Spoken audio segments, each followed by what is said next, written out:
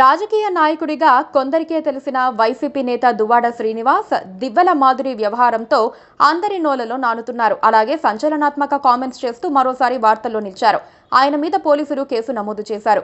ఎందుకు కేసు నమోదు చేశారంటే దువ్వాడ గతంలో జనసేన అధినేత పవన్ కళ్యాణ్ పై చేసిన వ్యాఖ్యలకు గాను ఆయన మీద కేసు నమోదు చేశారు. శ్రీకాకుళం జిల్లా హిరమండలం పోలీస్ స్టేషన్లో దువ్వాడ మీద ఫిర్యాదు చేశారు. దీనికి సంబంధించి తాజాగా పోలీసులు ఆయనకు నోటీసులు అందజేశారు. దీనికి సంబంధించిన పూర్తి వివరాలు ఇలా ఉన్నాయి. ఎన్నికలకు ముందు ఓ టీవీ ఛానల్కి ఇచ్చిన ఇంటర్వ్యూలో దువ్వాడ శ్రీనివాస్ మాట్లాడుతూ పవన్ కళ్యాణ్ మీద సంచలన ఆరోపణలు చేశారు. ప్రశ్నించడానికే రాజకీయాల్లోకి వచ్చారన్న పవన్ కళ్యాణ్ టీడీపీ అధినేత చంద్రబాబు నాయుడిని మాత్రం ప్రశ్నించడం లేదు. ఎందుకంటే పవన్ చంద్రబాబు దగ్గర నెలకు 50 కోట్లు తీసుకుంటున్నారు. అందుకే చంద్రబాబును ప్రశ్నించడం లేదు అని దువ్వాడ సంచలన వ్యాఖ్యలు చేశారు.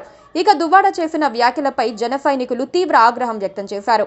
ఈ క్రమంలో చోర్లంగి జనసేన నాయకుడు వంజరాపు సింహాచలం ఈ ఏడాది మార్చి 8న శ్రీకాకుళం జిల్లా హిరమండలం పోలీస్ స్టేషన్లో ఫిర్యాదు చేశారు.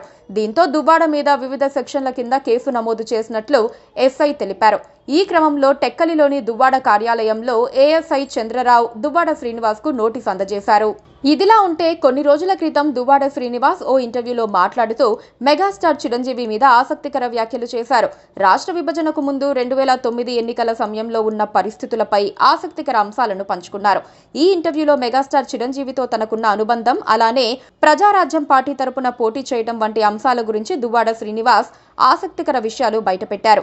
ఎన్నికల అనంతరం చిరంజీవి తనకు కాల్ చేసి ఎలక్షన్లో పోటీ చేసి ఓడిపోయావు, చాలా ఇబ్బంది ఉంటుంది, నీకు కూడా బాగానే ఖర్చులు అయ్యుంటాయి, పాపం నష్టపోయి ఉంటావు అని చెప్పి నా ఇంటికి డబ్బులు పంపించారు అంటూ దువ్వాడ శ్రీనివాస్ 2009 ఎన్నికల తర్వాత పరిస్థితుల్ని చిరంజీవి తనతో చెప్పిన మాటలను గుర్తు చేసుకున్నారు.